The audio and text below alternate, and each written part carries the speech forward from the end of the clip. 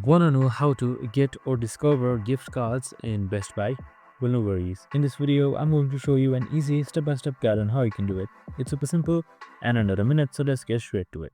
Now, first things first, just simply open up your Best Buy application or the website itself. So in this video, I'm going to show you how you can do it through the website, so let's get straight to it. Now, you should be under the bestbuy.com website, and once you're here on the bottom, you should be seeing various options. Now, right here, you should also be seeing more, just simply select that and just simply select gift cards. So once you select gift card, you should be under the gift card interface. So you can just simply get gift cards just like this right here. So you can choose from e-gift, corporate gift to any other ones. So you can just simply swap all to as well, and that's it. Super simple and easy. This is how you easily get gift cards in Best Buy. So you can just simply select any one of these in order to get more, which could be for your birthday or anything. I hope this video helped. If it did, make sure to like, subscribe, and tune in with us for more of these videos. See you in the next one.